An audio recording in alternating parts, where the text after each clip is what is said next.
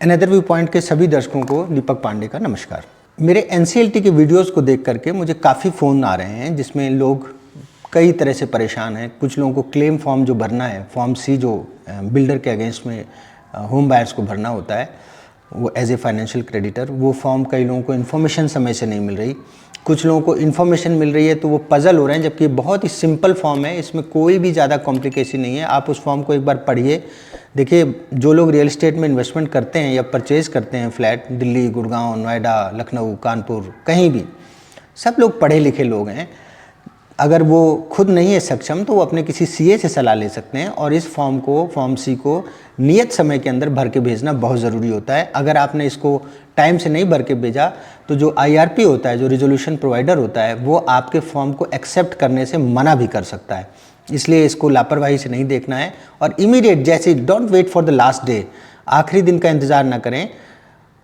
जितनी जल्दी आपको ये सूचना मिलती है, इमीडिएटली 10-15 लोग इकट्ठे होकर के अपना फॉर्म भर के अपना सबमिट करें। दूसरा, इसमें एक समस्या आती है कि कुछ लोग किसी अनअवॉइडेबल सर्कमस्टांसेस की वजह से फॉर्म नहीं भर पाते।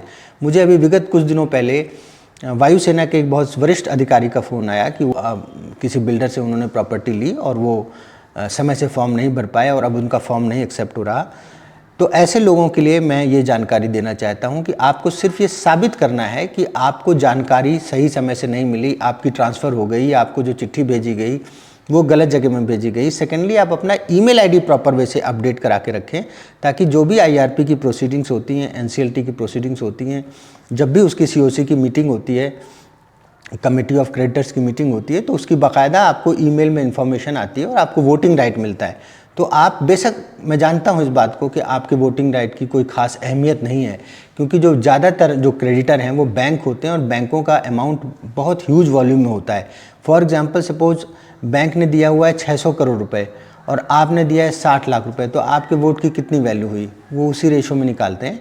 तो फिर भी लेकिन वोट डालना ज़रूरी है, क्योंकि कल को ये एनसीएलटी का जो तांडव चल रहा है, जो इसके तहत लोगों को, बिल्डरों को एक भागने का रास्ता मिला है और जिस प्रकार से होम बायर्स आज प्रताड़ित हो रहे हैं कि उनकी सभी प्रोसीडिंग्स एनसीएलटी में जाने के बाद सस्पेंडेड हो जाती हैं, मोरेटोरियम लग जाता है और उसके बाद एनसीएलटी बनाया गया था 9 महीने 10 महीने में डिसीजन लेने के लिए, परंतु इस प्रोसेस में भी 2-2 ढाई साल लग रहे हैं। और मज़ेदार बात यह है कि कई बार तो सारा कुछ होने के बाद आईआरपी ऑर्डर को रिजर्व रख लेता है और वो 3-3, 4-4, 5-5, 6-6 महीने उस ऑर्डर को रिजर्व रखते हैं, क्योंकि उनको उस ऑर्डर को प्रोमुलगेट करने में, उसको पब्लिश करने में उनको लगता है कि उन्होंने अनियमितताएं बरती हैं और जैसे ही ऑर्डर प्रोमुलगेट होगा उनके ऊपर कार्रवाई हो सकती है।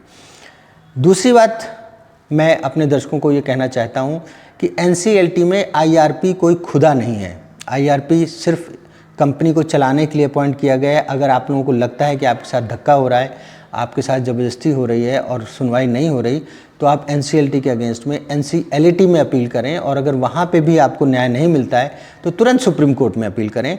सुप्रीम कोर्ट में अब काफ़ी मुकदमे इस चीज़ को लेके जा रहे हैं। जो एक बिल्डर्स को भागने का एक रास्ता मिल गया है इस कानून के तहत, उस रास्ते को बंद कराने का उपाय यही है कि ज़्यादा से ज़्यादा अपील्स जाएं सुप्रीम कोर्ट में और सुप्रीम कोर्ट का इस चीज़ में संज्ञान आकर्षित हो कि ये कानून का दुरुपयोग हो रहा है और उसके बाद ही इस कानून में कुछ सुधार हो सकता है।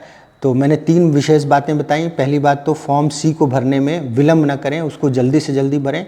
इसमें जो आपका ब्याज है वो लगभग अमूमन 8% के हिसाब से, आपने जब जो अमाउंट दिया है उसमें 8% ऐड करके आप भेज सकते हैं। आप ज़्यादा भी इंटरेस्ट लगा सकते हैं, पर जनरली आईआरपी 8% की परमिशन देते हैं, तो अपना इंटरेस्ट लगा करके आप क्लेम सबमिट करें। एनसीएलटी के केसेस में अजीब तरह की सिचुएशंस आती हैं, जैसे कि कहीं पे आपको पोजीशन मिल गया है पर आपकी रजिस्ट्री नहीं हुई है। उस केस में आप फॉर्म तो आपको भरना ही भरना है 100%। दूसरी इंपॉर्टेंट बात है कि फॉर्म भरना ही भरना है, अनलेस आपकी रजिस्ट्री हो गई हो। रजिस्ट्री हो गई है तब फिर आप एनसीएलटी के दायरे से बाहर हैं। तो दूसरी हमने बात बताई। पहली चीज़ तो फॉर्म सी भरना बहुत आसान है, इसको समय से भरें। सेकंड, अगर किसी वजह से आप नहीं भर पाते हैं तो आप ये साबित करें आईआरपी को कि आपको जानकारी सही समय से नहीं मिली।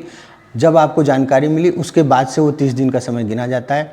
थर्ड, अगर आपको न्याय नहीं मिलता है तो सब लोग इकट्ठा होकर के एनसीएलटी में अपील करें। आईआरपी कोई गवर्नमेंट अथॉरिटी नहीं है, ये एक अपॉइंटेड पर्सन होता है जिसको कि अधिकार होता है कि वो उस कंपनी को चलाने में, कंपनी को रनिंग कंडीशन में लाने में मदद करे। बट अगर आपको लगता है कि बिल्डर्स का खेल कुछ दूसरे ढंग से चल रहा है तो फिर इसमें सब लोगों को इस वीडियो को ज़्यादा से ज़्यादा प्रसारित करें। कोशिश करें कि ये लॉ मिनिस्ट्री, प्रधानमंत्री और सुप्रीम कोर्ट तक जाए, ताकि इसमें जो होने वाली खामियां हैं उसके ऊपर इन लोगों का ध्यान आकर्षित हो। सजग रहें, अलर्ट रहें। लापरवाही करेंगे पैसा डूब जाएगा, और बहुत दुख होता है जब मेहनत की कमाई से बचाया हुआ पैसा आपको न्याय नहीं मिल पाता। इसलिए दोस्तों, NCLT से रिलेटेड एक और विशेष बात, अगर आप मेरा वीडियो देख करके मुझसे बात करना चाहते हैं तो देखिए भैया, समय की वैल्यू है। दिन भर मैं अपने काम, रोज़मर्रा के काम में व्यस्त रहता हूं। आप खुशबू मैडम को कॉल करके 98889150 पे कॉल करके आप कॉल बुक करा सकते हैं, जो कि पेड कॉल होती है। इसमें हम मात्र 2000 रुपये चार्ज करते हैं, जिसमें आप हमसे 3 बार बात कर सकते हैं। पर कई बार ऐसा होता है कि आपकी बात, आपकी क्वेरी बहुत छोटी होती है, तो आप आधे घंटे की कॉल बुक कराएं, दैट इज़ फॉर 1000 रुपीज़। और कॉल बुक करा करके मेरे से जो भी सहयोग हो पाएगा, जो भी सलाह मैं दे पाऊँगा, वो मैं अवश्य दूँगा। घबराने की ज़रूरत नहीं है। ये एक ऐसा कानून बन गया है जिस कानून का दुरुपयोग हो रहा है। अब इस दुरुपयोग को रोकने के लिए सब लोगों को मेहनत करनी पड़ेगी। मैं वीडियोस बना के कर रहा हूँ, आप इनको प्रसारित करके करें, चैनल को सब्सक्राइब करके करें, जितना हो सके वीडियोस फॉरवर्ड करें, ताकि लोग इस विषय को समझें। धन्यवाद।